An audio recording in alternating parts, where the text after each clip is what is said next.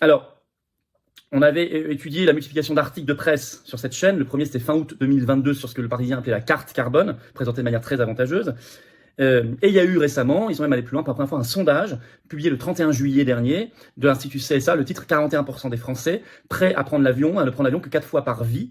Ça, c'est le pass carbone, 4 fois par vie. C'est une proposition faite par Jean Covici en mai dernier sur France Inter. Elle a été testée par sondage. Vous savez que c'est jamais anodin de tester un sondage et d'en publier les résultats parce que c'est une manière de conditionner l'organisation du débat public. Le débat public va s'organiser selon les termes du sondage. En tout cas, ils le souhaitent. Là, ils attaquent concrètement. Alors d'abord, sur l'automobile, les ZFE. Zone à faible émission ou à forte exclusion, l'arme anti-pauvre et anti-classe moyenne pour la voiture. Vous allez voir qu'il y a une accélération récente. Et vous allez voir qu'en fait l'Union européenne est derrière cela. Ce qui ne veut pas dire que ça se trouve que dans l'Union européenne, mais en France en tout cas, c'est totalement une logique de l'Union européenne, je vous explique. Les premières ZFE dans le principe ont été créées en France par une loi du 17 août 2016. Mais en fait elles ont été rendues obligatoires pour le 1er janvier 2025, donc ça approche, par une loi d'août 2021 qui s'appelle Climat et Résilience. Alors je remarque que août 2021, souvenez-vous, c'était pendant toute la folie pass sanitaire. Macron avait annoncé l'extension du pass sanitaire le 12 juillet 2021. Août 2021, c'est dans la même logique qu'ils annoncent en fait cette forme de pass carbone pour la voiture. Alors ça doit être généralisé, je l'ai dit, pour le 1er janvier 2025 pour les agglomérations supérieures à 150 000 habitants, et donc les 45 plus peuplées de France, avec des critères. En France, c'est les vignettes critères. Alors récemment, le nombre d'agglomérations concernées dans un premier temps a été revu à la baisse parce qu'il y a de fortes résistances, mais le but est toujours le même à la fin. Alors, ça vient de l'Union européenne, en fait. Ça vient d'une directive européenne de 2008. Et c'est bien expliqué par le site spécialisé Alphabet. Je vais vous lire un extrait. Je cite. La directive européenne de 2008 sur la qualité de l'air a fixé aux États membres des objectifs en termes d'émissions. La Commission est amenée à contrôler l'atteinte de ces objectifs et éventuellement à accorder des délais pour les atteindre. Pour pouvoir obtenir un délai, les pays demandeurs doivent cependant avoir entrepris toutes les actions possibles et notamment la mise en œuvre des ZFE, qui sont ces zones, donc sans véhicules, certains véhicules, ça on va y revenir. La Commission européenne, je cite, considère donc les ZFE comme un outil efficace pour améliorer la qualité de l'air, mais laisse sa gestion aux autorités locales.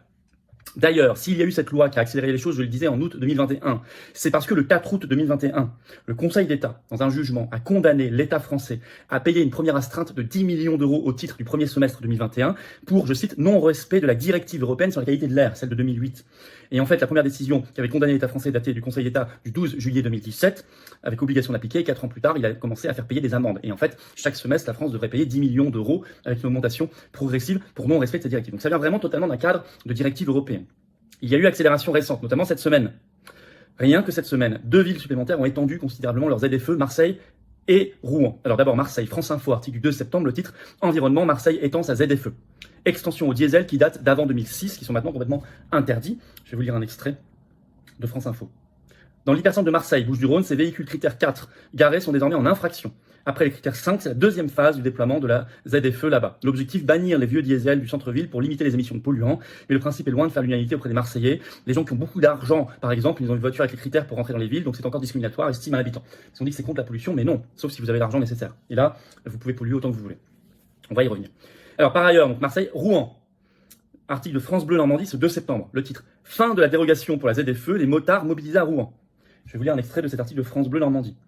1h15 d'attente vers midi hier sur la sortie de la Sud 3 à Rouen. La Fédération des motards en colère a organisé un barrage filtrant sur le rond-point de la Motte pour faire entendre ses revendications. La dérogation pour les 2 roues de critères 4, 5 et hors critères a pris fin ce 31 août 2023.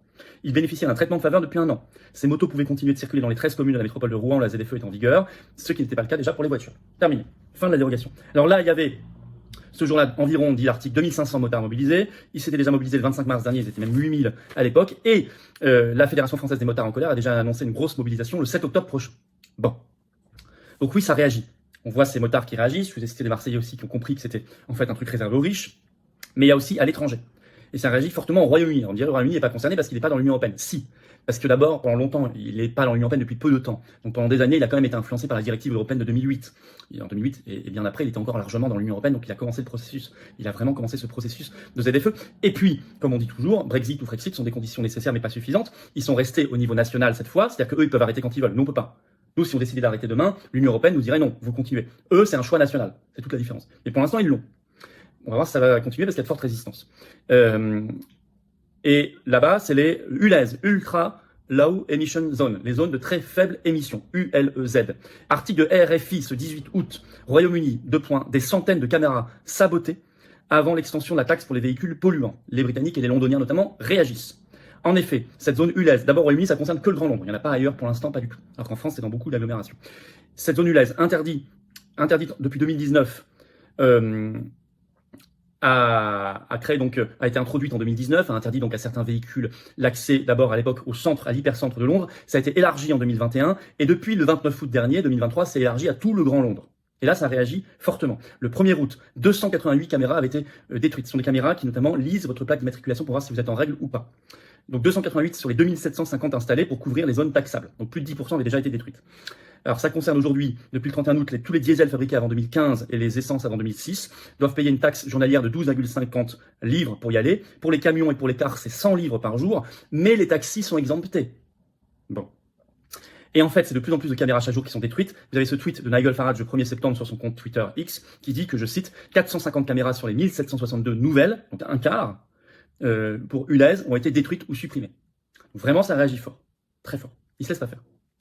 C'est la voiture, c'est l'avion, ce passe carbone. Et là, vous avez cette déclaration incroyable du ministre des Transports macroniste Clément Beaune, qu'il a faite dans l'Obs ce 30 août. Il demande, je cite, à l'Union européenne l'instauration d'un tarif minimum du billet d'avion en Europe afin de lutter contre le dumping social et environnemental. Donc, il présente toujours ça sous un angle, sous un prétexte toujours très positif, c'est social, c'est environnemental, etc. Mais sauf si vous payez. Je vais vous citer un extrait de cet article de l'Obs. J'assume totalement la taxation des activités polluantes pour investir dans cette transition écologique, justifie-t-il, alors que le gouvernement compte déjà augmenter la taxe dite de solidarité s'appliquant à tous les vols au départ de la France afin de financer les investissements dans le ferroviaire. Par ailleurs, je cite l'article de l'Obs, des taxes supplémentaires sur les sociétés d'autoroutes et les billets d'avion devraient aussi figurer dans le budget 2024 de la France.